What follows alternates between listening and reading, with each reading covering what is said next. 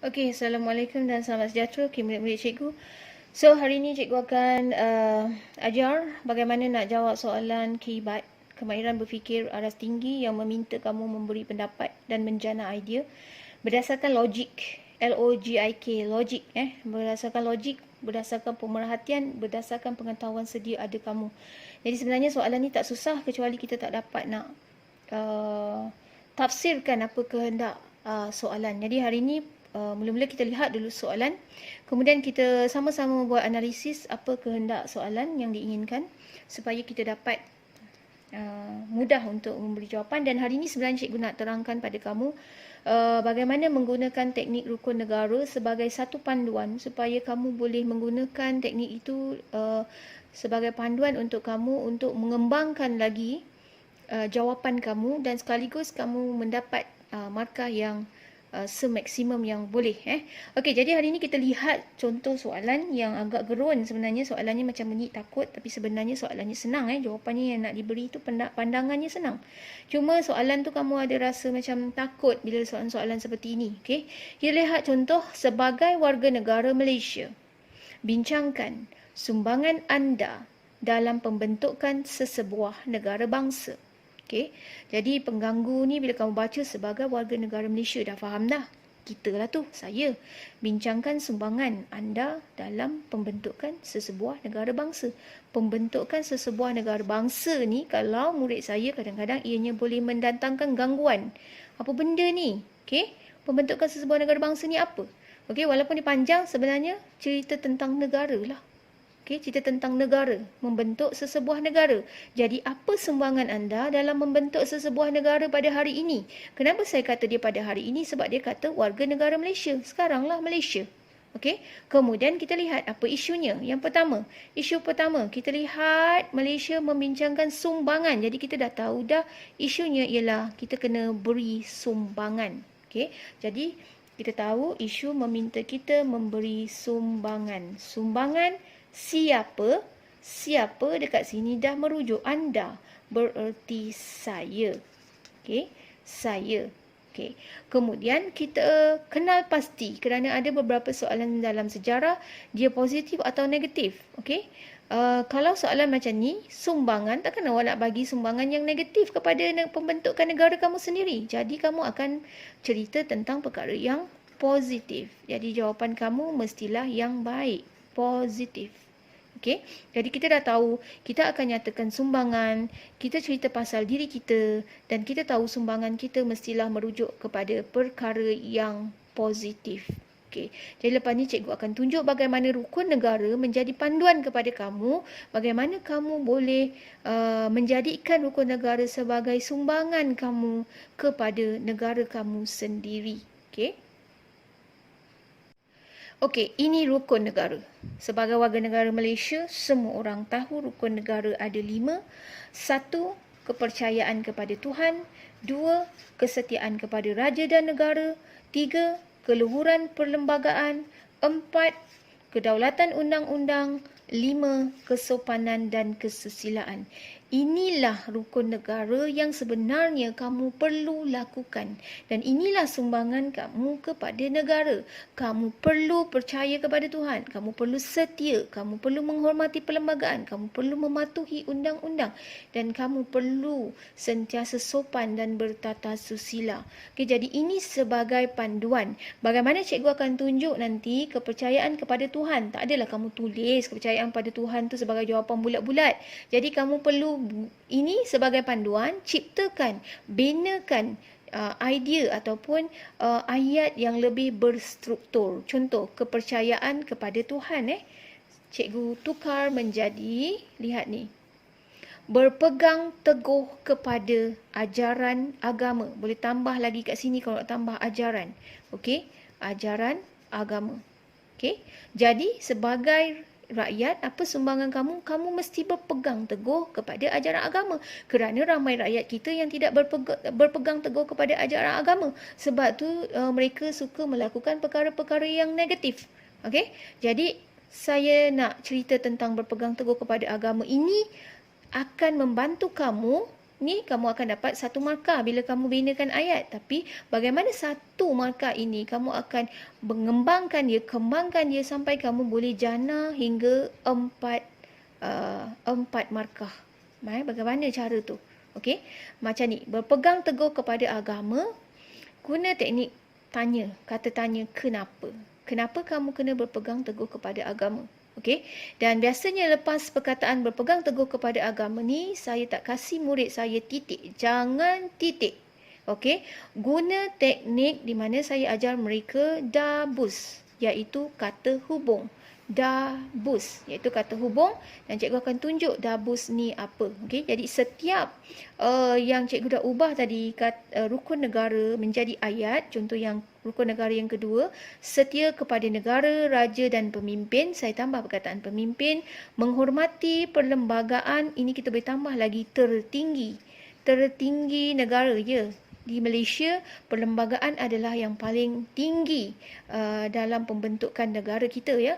Jadi kita letakkan tertinggi boleh, tak letak pun boleh. Kemudian mematuhi undang-undang, di mana kalau dalam rukun negara dia ialah kedaulatan undang-undang. Jadi kita akan kita akan cakap, kita akan bincangkan tentang undang-undang. Jadi tambah sikit undang-undang yang ditetapkan oleh negara. Kemudian kesopanan dan kesusilaan, cikgu pecahkan dia menjadi 2, sentiasa menjaga tata susila serta mengamalkan nilai sopan dalam diri. Jadi bagaimana kita nak kembangkan semua ini? Okey, kita tengok yang pertama ni, cikgu akan ajar kamu macam mana nak kembangkan dengan menggunakan teknik kata hubung. Okey, ini ialah teknik kata hubung. Okey. Penggunaan kata hubung dalam membantu kamu mengembangkan lagi fakta kamu. Okey, bila kita ada satu fakta, kita nak bantu fakta itu berkembang supaya dia tak pendek, supaya dia mendapat markah untuk huraian. Kita gunakan kata hubung di mana cikgu tulis dia sebagai DABUS. Kalau tak boleh ingat semua, kamu ingat sebahagian yang biasanya digunakan. Macam D ni untuk demi, dengan, dalam. A untuk agar dapat, akan dapat.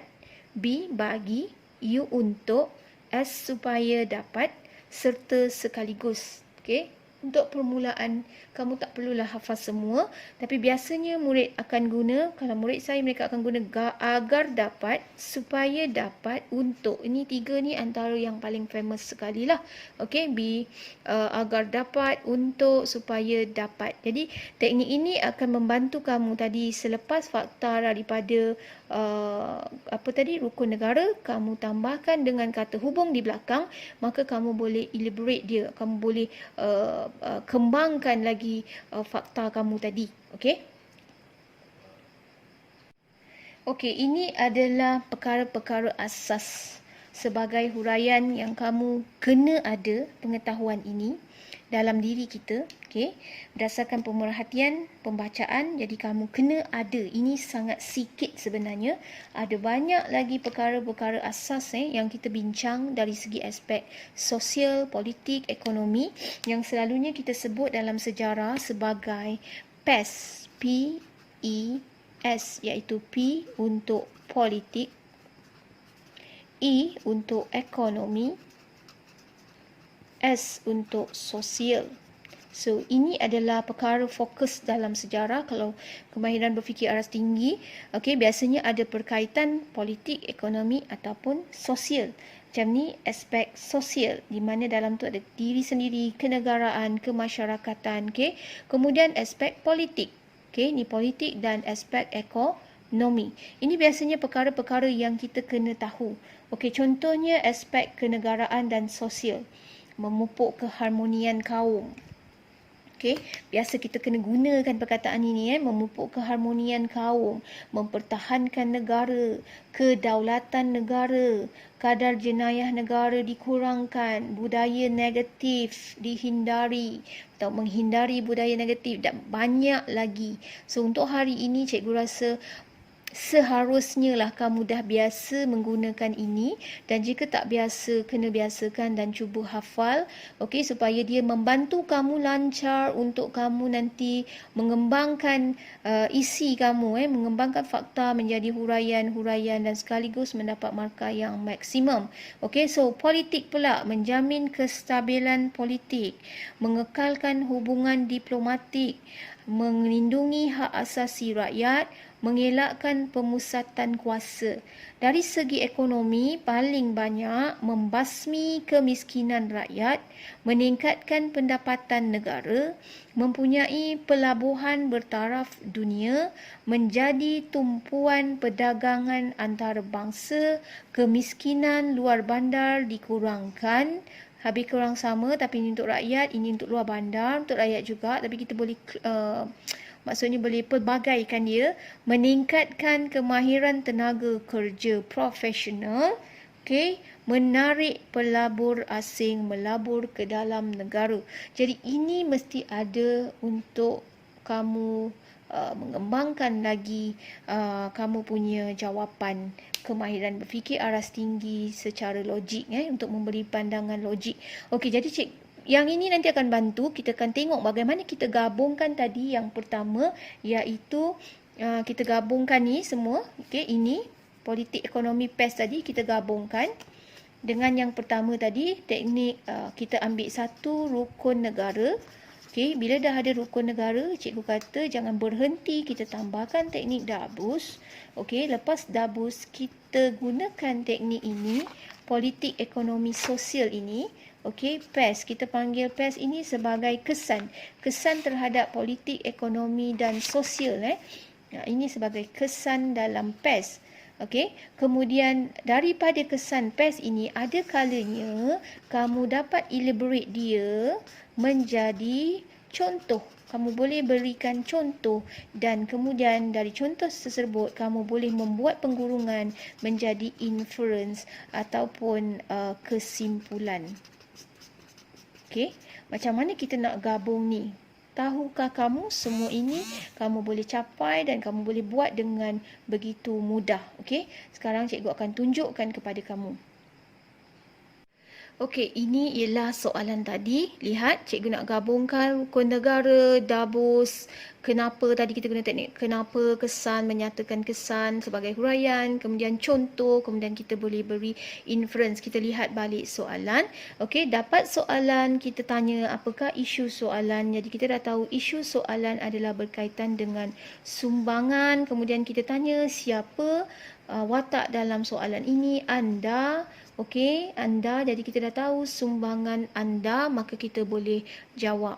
Okey, lihat kita tulis jawapan ambil daripada soalan. Sumbangan saya sebagai warga negara dalam pembentukan negara bangsa ialah dengan sentiasa berpegang teguh kepada agama. Sampai sini kamu tahu ini apa? Ini ialah teknik tadi yang kita ubah daripada rukun negara menjadi struktur ayat. Okey, ini ialah teknik rukun negara. Maka kamu dapat 1 markah. Alright. Kemudian cikgu dah cakap tadi jangan titik. Bila jangan titik, kamu gunakan teknik Dabus, kata hubung. Okey, demi, agar dapat, bagi, untuk, supaya dapat. Okey, jadi kat sini lihat cikgu guna agar dapat. Okey, agar dapat. Ini ialah teknik Dabus. Okey, belum ada markah lagi. Kamu cuma nak gabungkan ini dengan apakah yang seterusnya. Jadi kamu tahu berpegang teguh kepada agama. Apa kamu dapat bila kamu berpegang teguh kepada agama? Kenapa kena berpegang teguh kepada agama? Oh, supaya dapat. Supaya dapat pun boleh. Agar dapat. Agar dapat apa? Agar dapat perkara yang baik. Okey, saya tulis di sini. Ini sentiasa ada di kepala saya. Menghindari budaya negatif. Menghindari budaya negatif. Ini adalah huraian di mana kamu meletakkan soalan tadi berpegang teguh kepada agama. Kenapa? Supaya dapat menghindari budaya negatif. Agar dapat menghindari budaya negatif. Kamu sudah membuat huraian kepada fakta menghindari budaya negatif. Satu lagi markah. Okey. Kemudian tanya lagi soalan. Budaya negatif ni apa? Okey, bila kamu tanya budaya negatif kamu tahu saya ada banyak budaya negatif cikgu. Okey, apa budaya negatifnya? Kamu pun sebutlah melepak, merempit. Okey, ada lagi ke? Okey, tak ingat cikgu. Tapi saya tahu budaya negatif banyak. Okey, jadi kamu ingat budaya negatif tu ada beberapa, maka kamu boleh jadikan ini sebagai panduan untuk kamu kembangkan memberi contoh. Okey, sebagai contoh, budaya melepak atau merempit. Nampak? Ada dua, berarti dia contoh. Lebih daripada satu, maka dia contoh. Jangan risau. Kalau soalan di belakang nanti kamu ubah, dia tak ada. Saya tak tahulah cikgu kat belakang ni macam tak ada contoh je. Tak payah kamu buang masa, tunggu sampai habis pula. Exam tu tak keluar-keluar contoh tu. Jadi kamu tak perlu nyatakan contoh. Kamu terus je masuk. Selain itu, kamu boleh pergi teknik rukun negara yang kedua sebagai panduan kamu. Okey, yang ini kebetulan boleh. Budaya negatif, saya tahu contoh. Jadi kamu pun tulislah melepak, merempit. Maka kamu akan dapat contoh satu markah kerana kamu berjaya memberi contoh. Okey, kemudian kamu boleh titik di sini, tapi kamu tidak memilih titik kerana saya nak buat kesimpulan. Kalau melepak dan merempit ni, kamu tanya lagi soalan. Melepak dan merempit ni, apa kesan dia kepada negara? Apa kesan kalau warga negara mengamalkan budaya tersebut? Okey, itu kita panggil kamu nak buat kesimpulan atau penggolongan dalam isi kamu. Okey, jadi kamu pun cakaplah melepak atau merempit yang hanya mencemarkan. Kamu tahu budaya ini tak baik, dia hanya mencemarkan imej negara kita di mata dunia. Mencemarkan imej. Tadi merempit dan melepak itu sebagai contoh. Kemudian kamu boleh elaborate lagi, kamu kembangkan lagi. Kamu tahu budaya ni tak baik dan dia memberi kesan yang tak baik kepada negara kita. Kamu binakan ayat yang cantik mencemarkan imej negara. Maka kamu dapat lagi markah di sini mencemarkan imej. Satu markah. Ini kita panggil inference atau kesimpulan. Nampak? Dalam satu perenggan, panduan kamu tadi apa? Panduan kamu hanya rukun negara. Bagaimana sumbangan anda? Sumbangan anda yang pertama tadi, baru cerita sumbangan yang pertama. Kamu cuma cakap sumbangan yang pertama, saya nak berpegang teguh kepada agama. Kamu dah dapat 4 markah. Kerana itu sumbangan kamu. Okey, kalau seterusnya katakanlah dia yang 8 markah, maka kamu boleh buat perenggan kedua. Selain itu, rukun negara yang kedua tadi kita pakai. Rukun negara yang kedua apa dia tadi? Kepercayaan kepada Tuhan, kesetiaan kepada raja dan negara. Maka kita boleh pakai setia kepada negara, raja dan pemimpin. Jadi kamu boleh tambah selain itu. Katakan sampai sini nak buat 8 markah ni baru 4. Ataupun kamu bayangkan dia 3, biarlah kamu buat ekstra. Jadi kamu tambah selain itu. Kemudian gunakan rukun negara yang kedua tadi sebagai panduan. Saya akan setia kepada negara, raja dan pemimpin. Gunakan teknik dabus. Gunakan juga pengetahuan-pengetahuan sedia ada kamu berdasarkan politik, ekonomi dan juga sosial untuk kamu kembangkan jawapan kamu supaya kamu dapat markah yang maksimum. Okey, cikgu harap ini boleh membantu. Jadi hari ini kita cuma belajar untuk membuat perenggan yang pertama. Di lain masa kita akan cuba untuk bagaimana nak kembangkan rukun negara yang kedua, ketiga, keempat dan kelima dan teknik-teknik lain. Okey, selamat mencuba kepada semua murid.